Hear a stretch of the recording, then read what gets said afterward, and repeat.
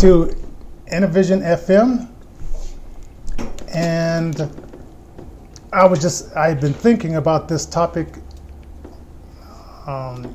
ever since I heard that people, our brothers and sisters, were out there in the streets rioting because the cops have shot and killed another one of us.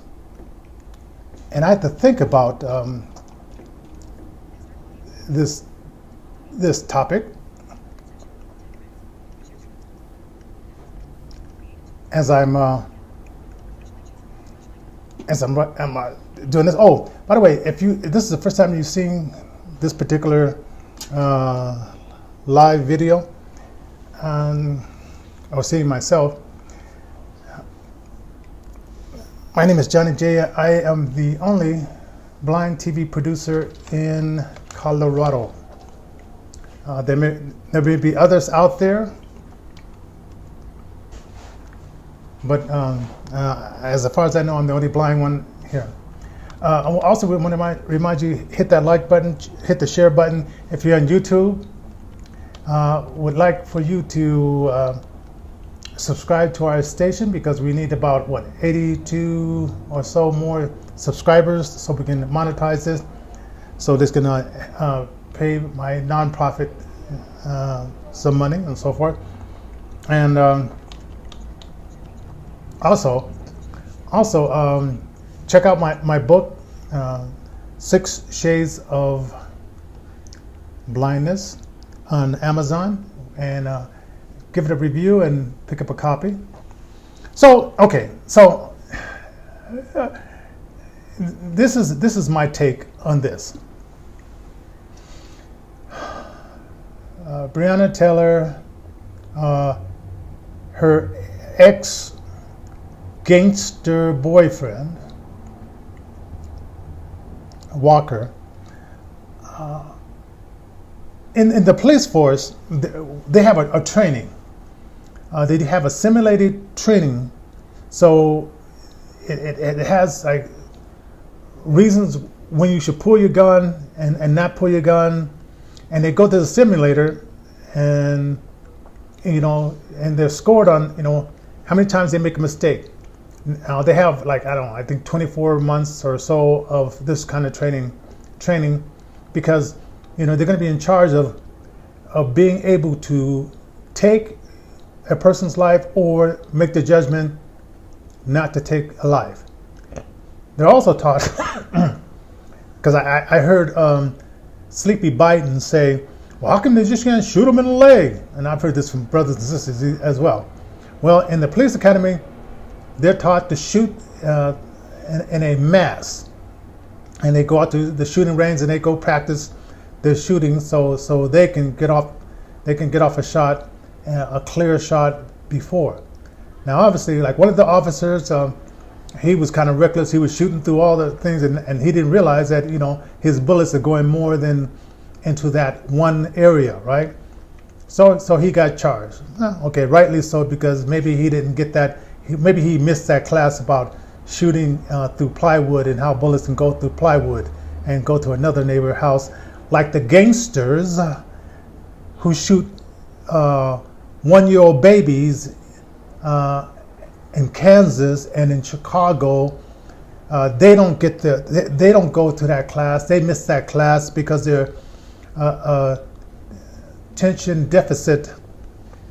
They missed out on that. They were looking out the window. They were throwing spitballs. They were doing something in the classroom when the gun teachers were telling them, don't shoot through houses because you might hit a baby, you might hit a child, you might hit somebody who you're not intending to hit. So, like this police officer, many gangsters, they don't take that class as well. All right? And so, and then let's see, it's another class that they don't take. Oh, okay. And then I heard this black lady on the news this morning, and she was saying, Rihanna, she could be Me, she could be one of my daughters. And I say, if she's you, if she's one of your daughters, no, let me start with her. If it's you, you're an idiot for dating a gangster. Because nothing good can come out of dating a gangster. Ask the mafia. Because they know, ask the Italian mafia, man. Ask, go and find one of them and say, like, what good can come out of the early days of being a gangster when you guys used to shoot each other, had the Tommy gun, da da da da da da da, and you would shoot each other's houses up, and now the brothers got the nines and we got the AKs and da da da da da. Okay, so it's like history repeating itself. And if you're teaching your daughters, saying, daughters, that could have been you. Well, if you teach them to be dummies, yeah, that could be one of them. If you don't tell them, well, looking at gangsters on movies, that's not real. And if you get with the gangster, you might get caught in the crossfire. Yes, mothers. I hope when you're thinking that, I could be Rihanna. I could be okay. Let me drink my tea. Maybe I got the virus, huh? Okay. Anyway. Okay.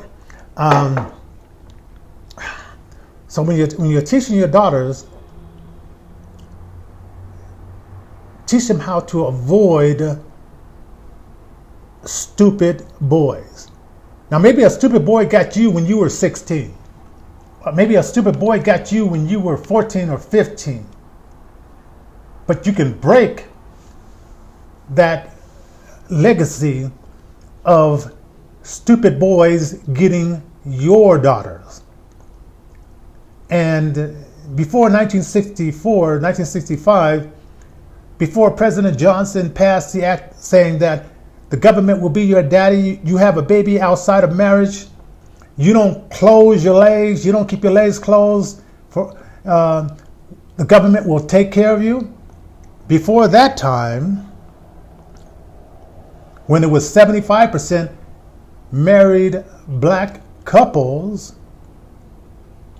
before that time, women knew how to close their legs and knew how to say, no huggy, no kissy, till you make me your wife. Oh, I don't know. Maybe you guys don't listen to classic rock, but I do. But maybe your girls are brought up under a Dr. Dre and Snoop Dogg era, with your mindset, when Dr. Dre says, I go out to the club and take something home to poke on. Hold up. Okay. So I have to believe there are some women in the audience. There's some women that will listen to this, black, white, what, that will, and the white girls, they like to go, what they call them, outlaws. I used to work at this country western bar, and I met many white girls that love the outlaws. They want to be with the outlaw, right? Right? The white chicks, some of them wanted to be with the gangster, and I can name three of them. Cheryl wanted to be with the gangster. Okay, she got what she wanted. Cherie wanted to be with the gangster. Nora wanted to be with the gangster. Cherie, her first gangster. I remember I went over to visit them because she said she wanted me to see her baby. She had three beautiful half black, half white girls, and she said, come over and see my kids. I came over, was sitting there talking, and it looked like it was kind of normal. Then I could see it at the time, and then these three brothers coming in, and then her husband took him back to the back room to get him high, shoot him up, and so then later on, he shot himself up one time too many, and he died, and then she gave those beautiful half black, half white girls to her sister and said, I'm out of here. So that's a gangster woman mentality. Maybe not all. Maybe you're a gangster woman, and if your baby daddy died, you would, still take care of the children. Maybe that's just a fluke. Maybe that's just a fluke. Then Cheryl, always, she was just living a single life, having a good time, going party. I used to say, it's so sad to be sober, right? And I used to hear her say, and then she had a baby by this guy named, I won't tell you his name, but anyway. And then, adoption time. Well, at least she didn't kill the baby, right? Adoption time, boom, baby's gone, and she's on her merry way. And then I guess she got in trouble one time, and she says, well, Johnny, before I can leave jail, they said I need somewhere to go. Can you come over and can I come over and stay at your house? Can I tell them I'm going to stay at your house and give that as my address? I said, I'm in Moscow now, trying to hooking it up with my soon-to-be wife. I don't think so. Right? So I have Cheryl. So I'm looking at these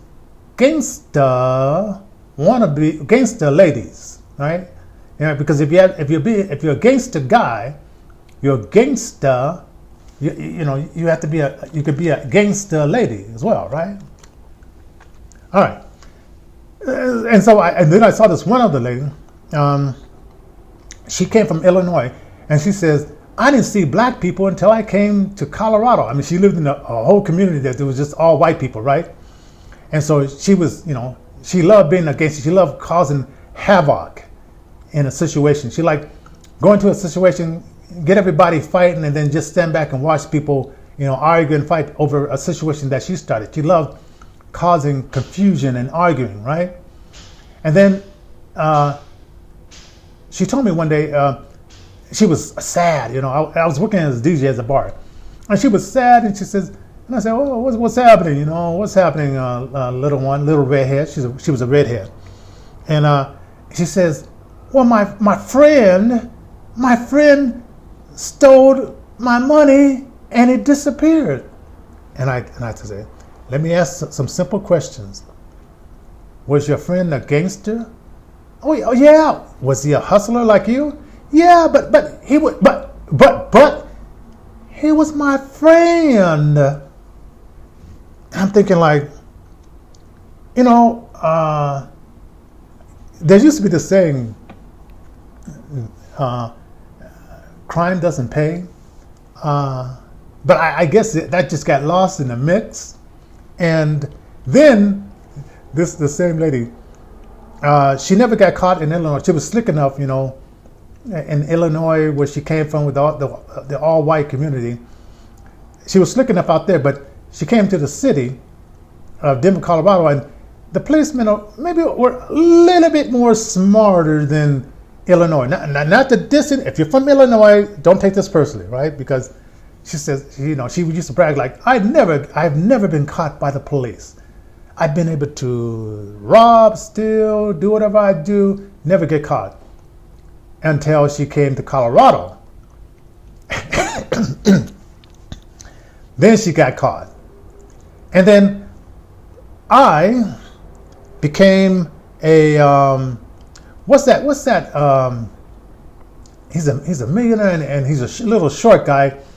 Not Blasio, but he was running for the Democratic president for a while, and he had to stand on the box during the debate. Now he's down in Florida paying off the debts of felons so they can vote for Democrats. You know who I'm talking about. I gave you a description. I became one of them because she calls me up in the collect line and says, "Oh, Johnny, please, I just got in jail, And I said, I told you the lifestyle that you're leading, the police out in Colorado are not like the police out in Illinois. But she said, oh, please, I'll go straight. I'll get a job when I get out. And I said, okay. So I got stupid me. Yes. I was stupid. This is like 20 years ago. Maybe a little bit, maybe 22 years ago. Okay. I was stupid, and I said, oh, okay, I'll help this person out. I'll be one of those bleeding heart liberals. I'm still carrying around my Democratic card saying, oh, poor prisoners. They may rob and steal and kill people, but poor criminals. But she wasn't as bad as that. She was just a hustler that got caught. So I bailed it out, and then she ended up leaving the state because she figured out that was the first and last time she was going to get caught. Caught hustling in a state that you might get caught and you might go to jail. And it was so funny in the background. I guess it must have been a line of girls at the payphone while they were making a collect call, and she was saying, "Oh, please, Johnny," and I could hear him in the background saying, "Yes, please, Johnny." And I started thinking, like, I wonder if she's going to give those numbers to those other girls waiting in the back of her, saying, "Well, I got a stupid blind person here. Maybe he'll bail you out too, right?" Because these girls in the background saying, "Please, Johnny, please, Johnny," and they're mocking her, right? And thank God that she didn't give my number to these other losers, right? Okay, we make mistakes, but some people keep making mistakes, right? And it was just funny just listening to these girls in the background who was Rihanna's. I heard Rihanna rented a car for her ex-boyfriend Walker, and the car was found with a drug dealer in it with drugs, and he was all shot up. So they traced who rented the car, and the trace went back to Rihanna and her gangster boyfriend. Ex gangster boyfriend.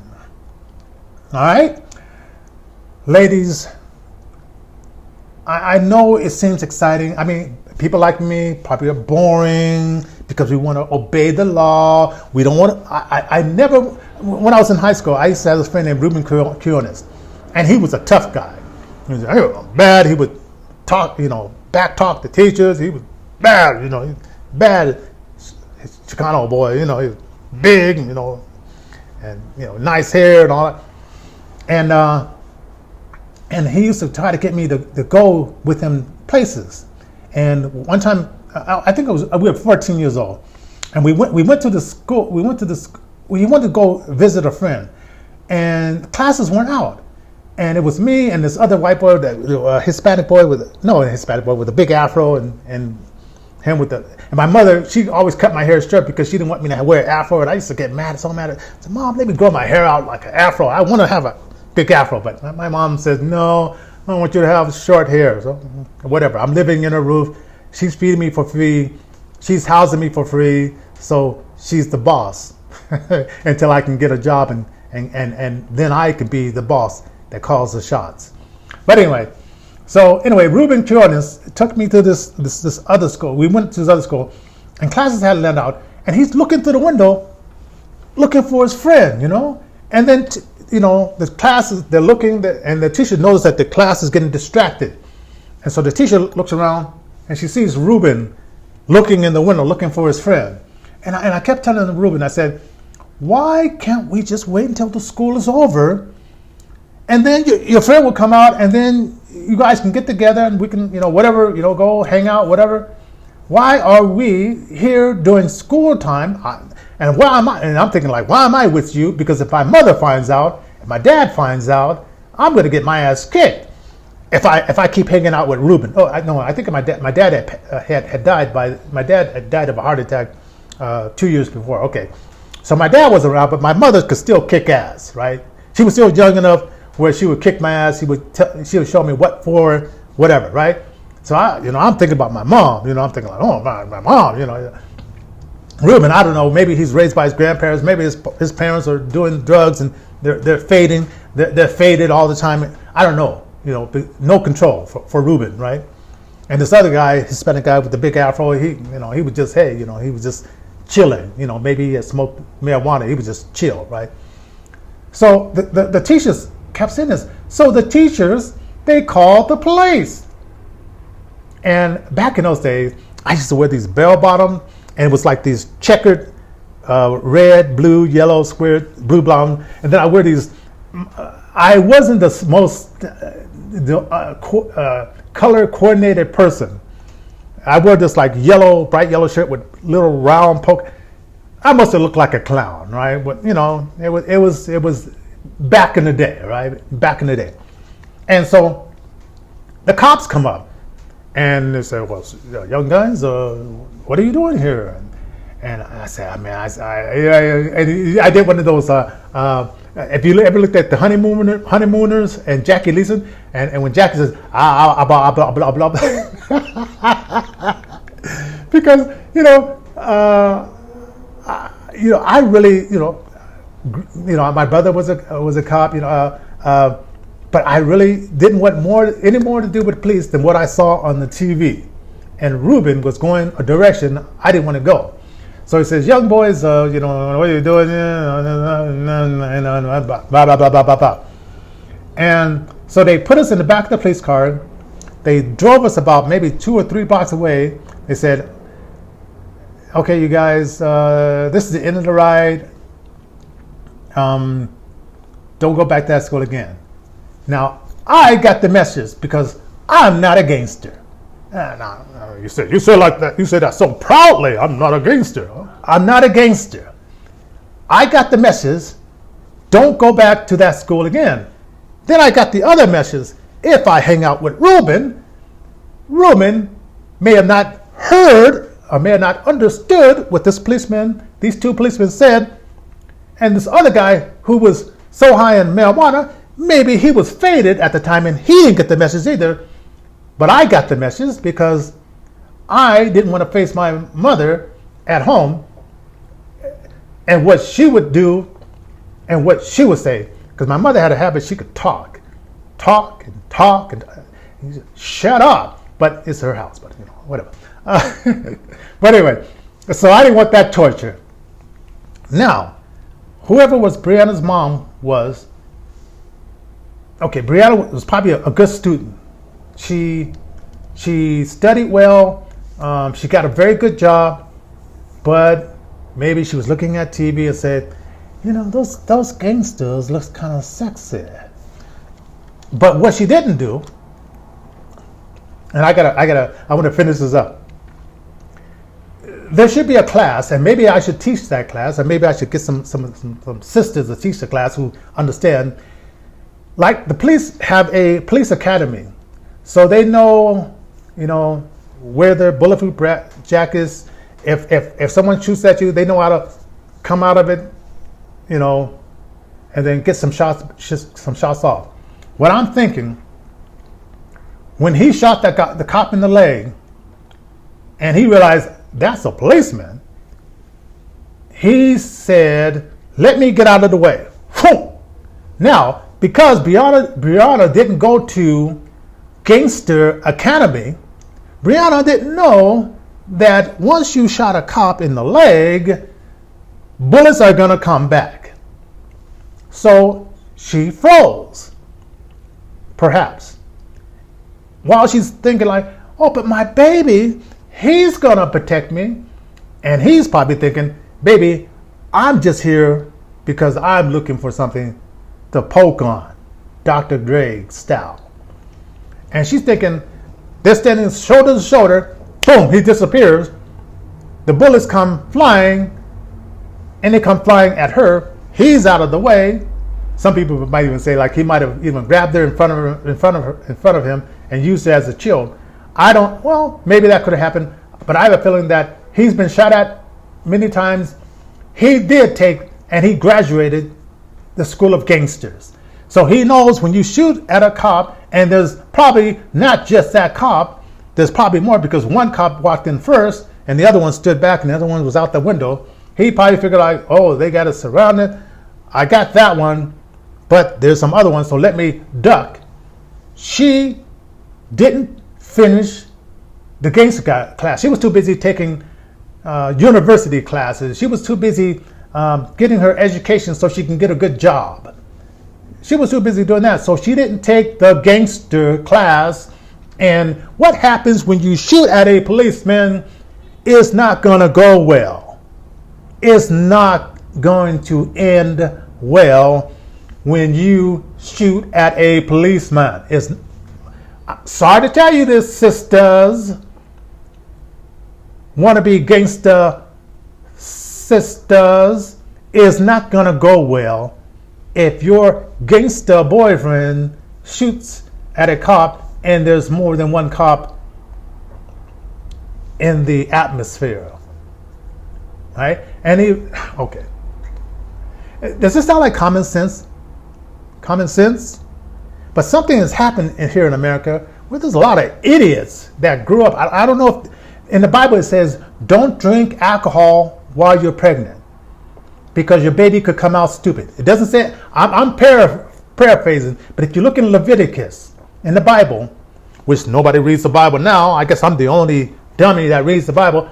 I know that just reading from in Leviticus, don't drink alcohol while you're pregnant. And because the world has evolved, it probably said don't drink, don't do drugs, don't do marijuana. So I have a feeling that this is not the last wannabe gangster's girlfriend Rihanna or ex-girlfriend Rihanna. There's going to be others. And it was a $12 million lesson that the family learned, and I hope that white, black, Hispanic, whatever, that other women are not growing up girls to be with gangsters. And I hope you fathers come back to the household and try to protect your daughters from going out with gangsters. And I mean, but you know, when they get a certain age, you can't tell them anything. But hopefully, they'll get shot in the leg or something like that. They won't get 6 bullets like our sister here. So anyway, leave your comments below. Go check out. You'll hear some of these stories in my book, 6 Shades of Blindness, because I lived for a blind guy, I have been around some interesting people and lived a very interesting life. So on Amazon, 6 Shades of Blind, you can catch this on channel 56, Denver Comcast 56. And also listen to our 24 hours, 7 days a week, Intervision FM radio show. And let's see, I'm